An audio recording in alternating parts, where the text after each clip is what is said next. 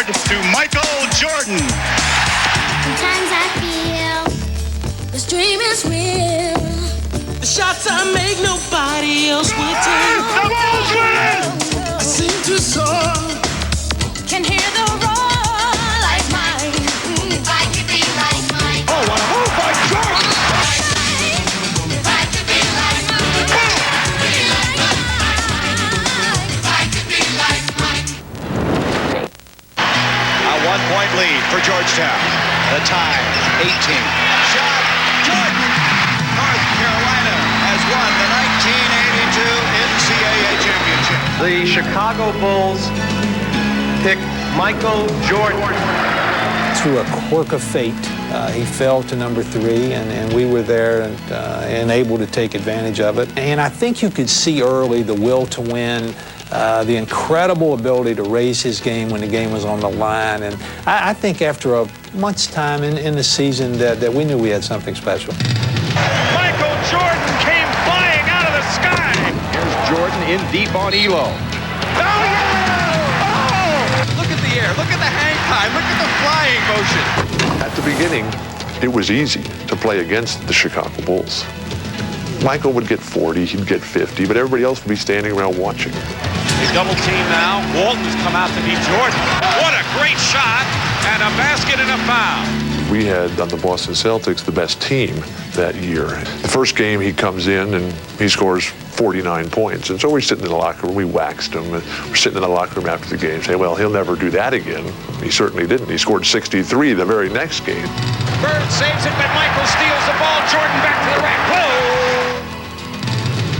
Fans have not realized that at the beginning of Michael's career, when his game was all about athleticism, when it was all about being an individual out there, he didn't win. In coaching Michael early, I know the one thing that really used to bother him was, you know, the Pistons at that time, it was Isaiah and his group, and Larry had the Celtics, and Magic had the Lakers, and the supporting cast they had. And all Michael ever heard about in his career was, you don't make anybody around you better. You're great, but... You knew you couldn't conquer him. You knew you couldn't beat him.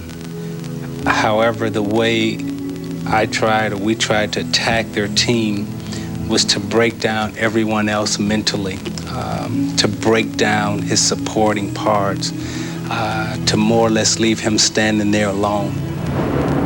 When I first came 11 years ago, we were in this gym, and I said, you know, the coach that I had with the Knicks, Red Holzman, always said that a star makes his other players better players. And all of a sudden, their value and their abilities seemed to be magnified by his presence on the court. And Doug Collins, who was the head coach, said, go tell Michael that right now. Go tell him that right now. The inbounds pass comes into Jordan.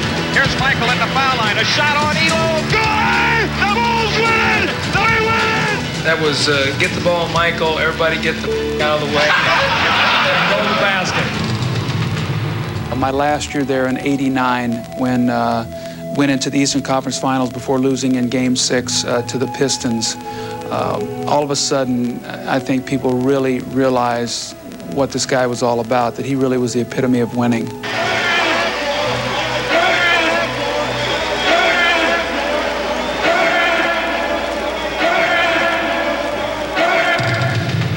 We like the fact that we own the Central Division. We like the fact that he was the next Dr. J at that time, and he was going to be the heir apparent of the NBA, and we liked quieting it all down and making them stop. Watch Michael and just take this shot, and as it splashes, he runs through, catch the motion. Yes, Michael. He never would stop, you know, from start to finish.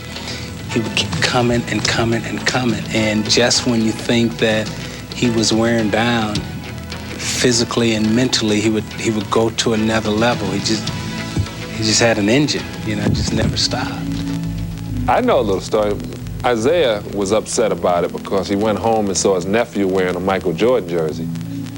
And he didn't like that because, Isaiah was all Chicago. He was Mr. Chicago. He put him on the map. And then Michael just came in and everybody forgot that he played there. He kept it in bounds. Here it is again. Oh, yes! I knew I was beat when I knew he had finally conquered me. We went to Chicago and they beat us, I think in '91, 2 games there, and we came back for game 3 in Detroit. And I'll never forget it, we were in the 3rd quarter. He looked at me in such a way that, you know, the look that I used to have in my eyes, I now seen that look in his, and it scared the death out of me. I was in Detroit, and I went to, between the games, I went to dinner one night with Michael. I went to dinner the next night with Isiah. And it was like being between the 2 gladiators.